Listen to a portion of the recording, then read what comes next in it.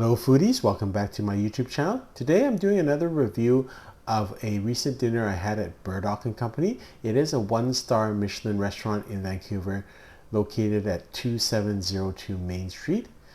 And I always do updated menus or reviews because they always change their menus.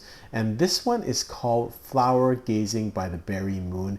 It focuses on every dish has a little bit of berry influences. It's $125 per person and really not that bad if you consider that this is a one-star Michelin restaurant. And if you're comparing it to American restaurants, that would be take 0.8 out of that, so it would be maybe like $80 or $100 US, which is a very good price for that quality of food. The menu is $125 per person, but they do have some add-ons. So the one that we chose was the buttermilk fried chicken for $22 with dill, pickle powder, and ranch dip. Very nice sharing plate, and again, it's probably too much for one person, but we had a table of four. It was perfect in terms of the size, just to have a little nibble each. I will mention they have a very famous add-on, which is the Northern Divine Caviar for $65 with their tarragon tater tots and creme fraiche. The tater tots are like quite big, and I think you get like a 30-gram tin of Northern Caviar, so it's not actually a bad deal, but we've had it before, so we passed on it. The next kind of add-on that we had was the burrata for $26. I'm focusing on the toasted focaccia because it was so wonderful. They have rhubarb ginger compote and then Granza olive oil with the burrata.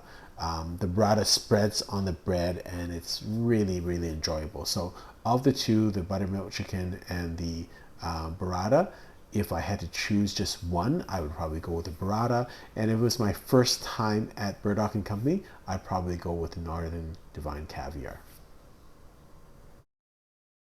They bring out a basket of bread for you with also their cultured butter, which is delicious. So you have some kind of beignets, you have some sourdough, and then you have almost like a cornbread. So nice selection, nice and filling, quite frankly, but you want to save your stomach for all the other food. With the bread and the different courses, I think it's enough to not stuff you, but it's definitely sufficient. You won't go hungry. First course is called Huckleberry and Flowers. It's greens with mountain huckleberry vinaigrette, summer flowers, and seasonal vegetables. So the huckleberry vinaigrette is not that noticeable. It's more like a very fresh salad and a nice starter. It's beautifully presented and a nice start to the meal. Next is called Magnolia and Gooseberry. It's pickled Magnolia Sabayon with Dungeness crab, palm anna, shiso, and gooseberry. And as you can see, all the dishes are very clean, very inviting, very natural. It feels very West Coast. Inside that big blob, that's where you see the Dungeness crab. It's kind of a more heavier, and it goes very well with the other parts of the dish. And so I enjoyed this dish. Next one is the elderflower and currants. This is preserved elderflower, basted cabbage, halibut mousseline, pickled green currant, and elderflower vinaigrette with fermented oolachan oil. And what was the standout of this dish was really those small little pickled green currants, because you always think of black currants, but green currants are very tasty and have a little bit of acidity to them. It's a really neat sensation, and I really thought that elevated the dish, even though they seem like a very small part of it. In terms of the actual overall taste, I think it really kind of galvanized all the food together. The halibut mousseline was a little bit more on the savory side, but then you have a little bit of this acidity from the green currants. It's lovely. Next is cherry blossom and cherry. So it's seared BC lamb loin with sour cherry and roasted radish tart with the sakura glaze. And so most of my party really enjoyed the radish tart. I think because of the color of it, I thought it would be more tart, but it wasn't. It was savory. So that kind of took me off guard a little bit. I liked the lamb. It was prepared very perfectly. And the sour cherry sauce wasn't that soury, so that was good.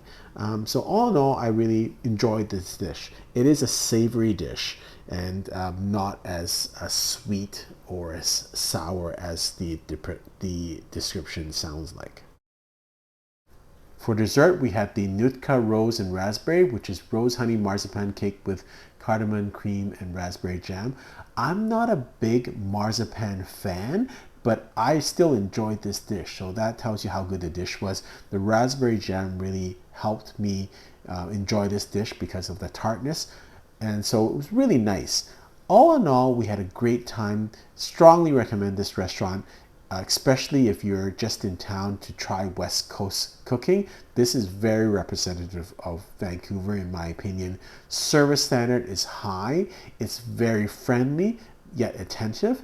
Very casual, yet again, very attentive. So I really enjoyed it. I really enjoyed my experience there. They make you feel very comfortable without being pretentious. And so, and that's stuck even previous to when, before they got their Michelin star, the service standard and the friendliness has not changed just because they have got a star. So I really enjoy that.